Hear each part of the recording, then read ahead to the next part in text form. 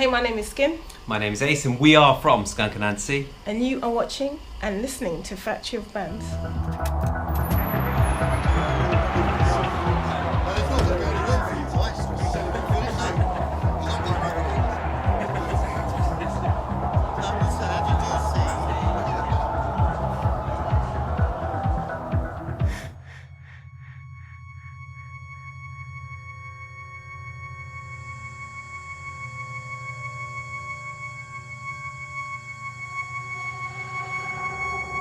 I think the album title really is just a word that sums up what it feels like to be a European.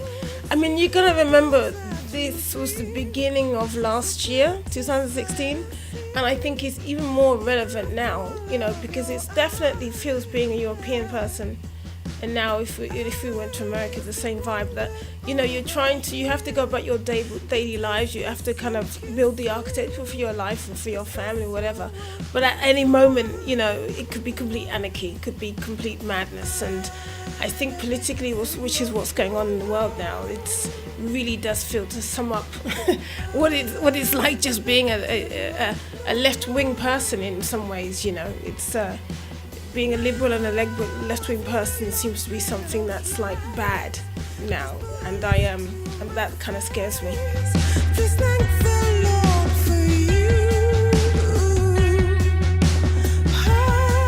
I always say that we're banned with politics in us. We're not, as opposed from, you know, we're not Rage Against the Machine, we're not a political band, but we have a lot of politics in our music because simply because we care. And simply because we have our eyes open and we're in many different countries and we see what it's like for people. We walk around town, we see what's going on, we read the news, social media and stuff like that. So we kind of know a little bit about what's going on. And I think that if you're any kind of like intelligent, sensible person right now, you can see that there's a lot of injustice and a lot of bad things are happening to very vulnerable people. In Europe and in America, you know, and that kind of, it filters into our songs because we have something to say about it. I mean, not all of our songs are political. We've got lots of songs about partying and sex and, you know, whatever we want to have songs about, but I think maybe our political songs are probably very, very good. And so they get a lot of attention.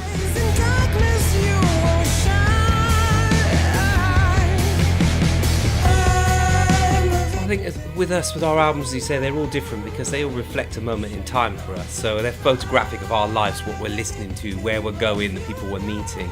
And I think an architecture kind of sums that up as well. Skin does her DJ stuff, so she's got a lot of electronic music around her. We're getting older, so we're quite good at like making things simple. You know, when we're writing songs, make simple stuff really effective and recording well. We pick the right producer, who happened to be kind of like producing the records that we liked at the time. So it's all about kind of now, Skunk. But the main thing is every record we make, we try to make it classic sounding, that it doesn't date too much. So when you do listen to it in a few years' time, you don't go, oh, that sounds like old music. It still sounds fresh. But yeah, it's a reflection of us at this moment. Yeah, we do that because every record that we make, we try to make to the best of our abilities. You know, we still make records that still cost us a lot of money. We still have to go to and find an SSL desk or an Eve desk and record huge drum sounds and guitar sounds because, you know, from the 90s we know that's what sounds best, and the best records that we were listening to in the 90s were recorded in the 70s and they were recorded really well too. So I think that's a way that we make our album, our music not date in many ways. But you know, if it didn't have the fresh influences and we weren't listening to new stuff and being involved in new music, then I just think it would just get a bit too nostalgic, which is not where we want to be.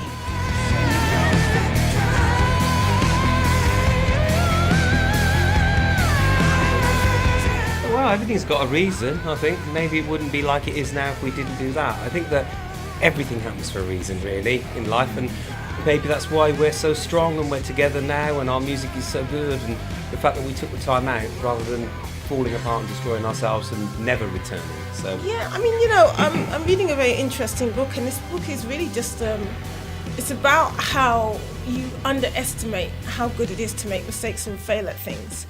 All of the best things that happen on the planet, all of the best corporations, the best ideas came from experimentation and trying things over and over and over again. And the one thing I'd say about Skunk Anansie is every time we record an album, we write about 60 different ideas or songs, and then we pick the best ones of those. And even if we have songs that aren't working, we learn from those songs the things that we liked about them. And I think that's why our albums continue to be experimental and continue to be fresh. Because you don't learn anything by getting things right all the time. You learn things by getting wrong time and time again. And at the top of that pinnacle, top of the pyramid, is a great idea or something fantastic. Skunk Anansie have been a very revolutionary band from the very beginning. Multicultural band, different influences musically, different characters in the band. There's still nobody like us, and I think that's what makes us the people that we are in the band that we are, because we're very, very different. And we use that gift that we've been given, that chemistry that we've been given. We use it wisely.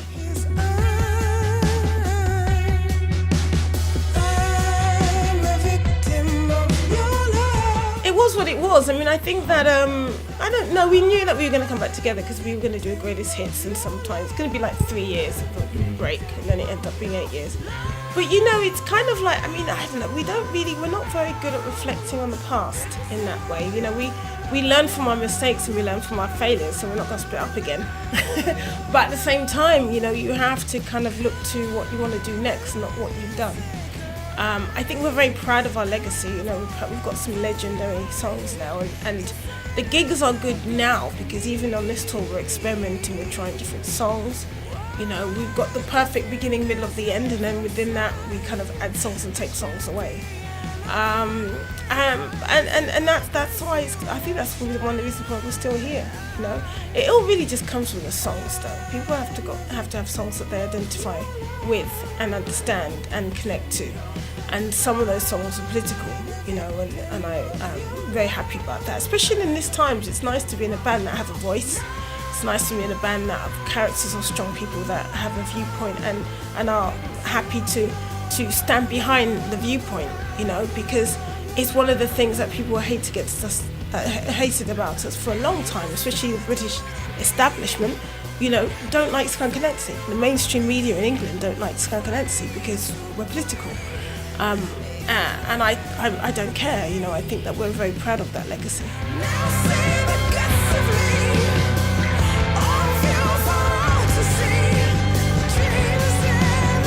Well, you know what, saying that, AC/DC, right, they've never stopped. They made their first album in 8 years was Black Ice or something. That was the same as us. That was the same period of time since they'd made the last album, but they never stopped, and it seemed like they'd never been away when it came. So I think that 10 years actually sometimes isn't that long in music. Yeah, I know, but I don't long enough for people to miss you. Yeah. But we all stayed in the music industry. We didn't disappear onto Mars and then come back onto the planet Earth and go, what happened? We were there rolling with the punches and rolling when the industry collapsed, when the music industry collapsed. We were making albums and putting out albums at that same time too. Yeah.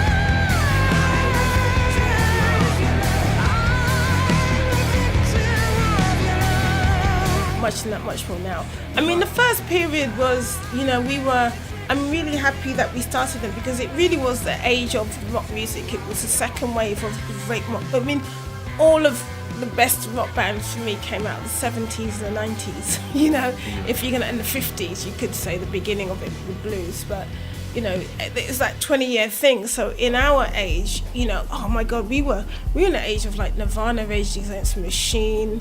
There was a new band every week when we were coming out, wasn't there? The Therapy, quality, and there's this and that. It's all these great new rock bands all popping up and all the time. And the quality of rock music was really, really, really high. I mean, the record sales were high, but the quality and the standards, your peers, our peers were as I say, Nirvana, Rage Against the Machine, Sebado, I mean, all of those bands, and so we were in the middle of that, being the kind of only British kind of rock, heavy rock and bits of metal band in there. And so that's our legacy, and that's the foundation of Skunk Anansie.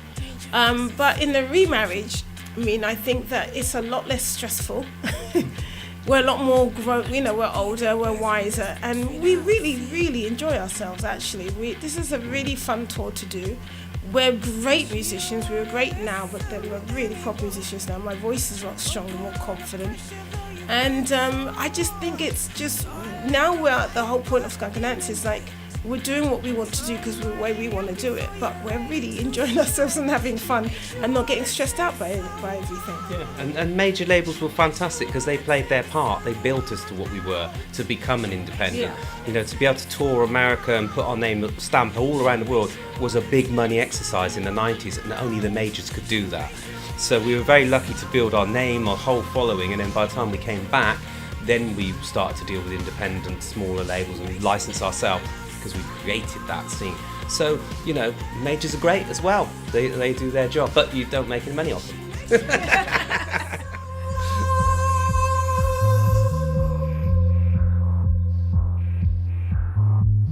Trevor's got a brand new boy. It's crazy, isn't it? Yeah, I say this all the time, like, how come we've never done a live CD? And actually, we're kind of working on it, but I know that at some point we've really got to plan and work out and record a proper live CD, DVD, and blah blah blah. We're doing some interesting things right now, but I'm not gonna talk about it. But it's kind of ridiculous that a band at our level have never done that. When everything we've ever had came from being a good live band. So. He's spending your infatuation, spending too much. Instead of playing Piccolo and taking his cut, he makes you wanna take. Not really, because they were our contemporaries. So Well, when we, influence yeah, our influence were earlier than that. Like for instance, I was very much into Black Sabbath and the Sex Pistols and that kind of thing, and Motorhead and things like this. And everybody had a different influence. That's where we were kind of crafted and formed. But then we were very lucky at that time to be playing with those contemporaries. We played with Rage Against the Machine, Pearl Jam, those kind of bands, Soundgarden, and it was an amazing time. Nirvana literally finished as we started. But I wouldn't say we were very Nirvana sounding as a band. No. But yeah, we were formed before, but we were lucky to be in that time. It was an amazing time for music. And what was really special about that time is how different all the different bands were. Where in music you find that music right now is very formulaic. Like right now it's trap, so the radio's playing trap music. So all of these little ragga, kind of American rappers, it's all the same groove, the same music, the same sample CD or whatever they're using or plugins. In the 90s, like, we didn't sound like anything like Therapy. We didn't sound anything like Nirvana. We didn't sound anything like Soundgarden. But we were playing, with like Bjork and Massive Attack and Portishead as much as we were playing with those guys, So, because there were all these different things at the same time. There was also Goldie, and drum and bass was massive. So you go to a festival and it would be Goldie, it would be us, it would be Portishead, it'd be Massive Attack, Bjork, Therapy, all Pulp was another one, Elastica. All of these bands, completely different sounding bands, because at the time it was really important to have your own sound and individuality. And just going back to something that Ace touched on, I mean, my influences were like reggae, and then ska, ska and punk. And then kind of like Led Zeppelin, and then Parliament Funkadelic, Mother's Finest, on the black side, the kind of blues Jimi Hendrix. So we would have sounded like we sounded anyway. We didn't hear Rage Against the Machine or Nirvana and go, oh, we want to sound like that. We already sounded like we sounded because, I sound like me. Well, in fact, you remember we were in a club. We were both in bands playing at the same time on the London scene when Rage Against the Machine came out, because I saw Skin and I said, listen to this White Label, and I played the White Label of Killing in the Name when it first came out. So even before Rage, we were actually playing on the club scene in London. But the advantage was, what happened was there was all this Britpop, loads of it, and everyone said to us, you won't get signed because you're a rock band. But there was only about 4 rock bands on the scene, us, Therapy, a couple of others. So we got signed because it was such a small amount of people to choose from. We were nothing like the rest of them. Yeah. And in the end, the reason why we became successful is because they were so cliquey and it was this Britpop thing. When everyone got bored of it, all of those bands died. And Skunk Anansie just got bigger and bigger and bigger, and more hated because we were nothing like those bands, and we were kind of like the antidote. Yeah, we became like the antidote to Britpop. The Enemy did that all the time. They would like invent these scenes. After Britpop, they tried to have this thing called Romo. With what's that band Simon called? Price was trying to do it. Yeah, trying to Romo, and what's that band that literally was so big, and then they had the first single out, and it was absolute rubbish. Oh, I remember. Yeah. Menswear. Menswear, yes. Menswear. Yeah. And yeah, they would just always be in. But the thing is, what Skunk Anansie have to this day is integrity, chemistry, and integrity, and that's what all of my favourite bands have. He makes you wanna take someone. He makes you wanna take someone out. He makes you wanna take someone. It's funny you should say that, because that album was actually produced by Garth, who did Rage Against the Machine, and mixed by Joe Bresci, who did Queens of the Stone Age. So it's probably like the heaviest set of producers you could imagine. But I think that was the great thing about us. When we took a producer, it was on the quality, not the stamp of their sound. So we didn't sound like those bands. That's why we didn't record with Brendan O'Brien, because every band that recorded with Brendan O'Brien we loved, but they all sounded the same. That Brendan O'Brien huge production. And we would have made a great album that would have sounded great, but it would have sounded like Brendan O'Brien and not Skunk Anansie. So we always kind of had to keep our individual vibe going. And I think also, we talked about photographs and times and progression. When we made Stush, what you remember is we'd been out for a couple of years playing really heavy circuit. So by the time we came to make that album, we were like, we wanted a tighter sound, a poppy element to it, singles, because we'd been basically really thrashing it for a couple of years. And we were like playing with like Slipknot when they first started. And who are those? Or that kind of clown metal scene. What's the guy? Rob Flynn, Machine Head, all that lot. Machine Head, the whole Slipknot. lot. We were playing with those guys, and we were the lightest of the lot, But they loved us. Marilyn Manson. Well, one of Marilyn Manson's favourite bands ever. So we were playing in America a lot and having those influences, because in England it was Blur and Oasis. I mean, I love Oasis, can't bear Blur, but it was a completely different type of very English sound. I think it comes from being half the band coming from other countries. In some ways, we just didn't really feel that English, It's kind of, we weren't English enough. Now I feel very English, but at the time we didn't feel very English, because our heritage was from other countries. She don't wanna listen anymore. She won't put on the pressure, though you beg for more. You're like a viper in the night. A time riding. It was fantastic. I remember two sides of it, right? The first side was we recorded the first set in Los Angeles. And afterwards, he said, let's go to the Rainbow. And we went to the Rainbow from the session, and I got probably the most drunk I've ever been in my life. And I booked a tattoo for the next day, and I slept through the whole thing, and I woke up in the night time with the worst hangover I've ever had. That was part one. Then we came back to London, and we did part two of it. And I went in and I said, oh, Lem, can you just sign like a couple of my Motorhead records for me? He goes, yeah, sure thing, man. And I had about 50 records. So I had everything they've ever done. And he was like, oh, for God's sake, you don't want me to do all of them, do you? And really, he was smiling like, oh, he's got all my records. So that was my experience with Lemmy. Fantastic. Trevor's got a brand new boy. He can make it easier to give you joy. My first record I ever bought was Nina Simone, and I say that she was kind of an influence, because I sound like myself, so I don't sound like any of the people I'm influenced by, because she's very political. She had a lot to say. She's a fantastic pianist, great musician, but she was kind of quite an edgy kind of black woman. She was just doing her own thing, and that influenced me in terms of the first record I bought. And then after that, it was, I would say, after that, I would say Betty Davis. Used to be married to Miles Davis. Cass was the first person to play me a Betty Davis record, and I was like, whoa. It's a good thing that I didn't discover this person. I was already in Skunk Anansie when Cass played me that, and I was actually Mama Wild before Skunk Anansie, and I would have probably sounded exactly like her, because I think we're quite, character-wise, we're quite the same. Grace Jones, I love, not so much because she's reggae, so I love the music obviously, but it was more the edgy character and the fashion. You know, she's really into her fashion, and that was a major influence on me. And I would say Tom Waits. I really like those early Tom Waits records. Television, I really like them.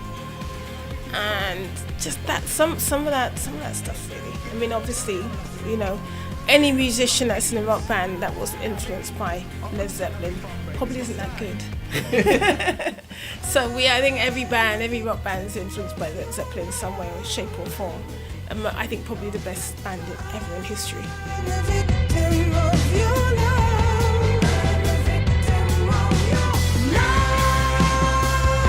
Well, if you think about it, I would say the fact that we have been coming here constantly for 20-something years, right from the beginning when there was only one gig in town and one club in town, we still were coming here. So I think we built that relationship rather than just pop up on YouTube and go, now you all love us. So we were playing from kind of club level.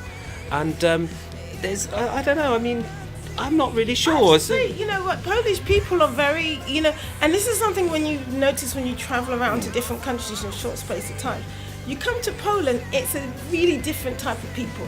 I mean, people are really excited, very, very nice, really sweet and pleasant, but really excited in the gig, you know? I mean, they're going mad. I mean, when we were doing festivals, open air festivals, it's like the first time we played it, it's like thousands of people going absolutely ballistic, you know? And I think that's just what Polish people are like, because we were just in Switzerland and they're not like that at all. They enjoy themselves, but they're much more cool. And, you know, we go to Italy and they're mad, but in a different way, you know. So I just feel that's what Polish people are like when they like something. Yeah. And there's one last thing. I remember when we really first started and we came over here, you know, when we were playing all the little clubs over there, we stayed in a hotel and they invited us up, the chef invited us to a special room in the kitchen and cooked this special meal for us in the hotel. It was one of the first times anyone's ever done anything that made us feel very kind of, I don't know, special. And that was, I always remember that meal in the chef's little room in the kitchen, you know. Thank you. Pleasure, thank you.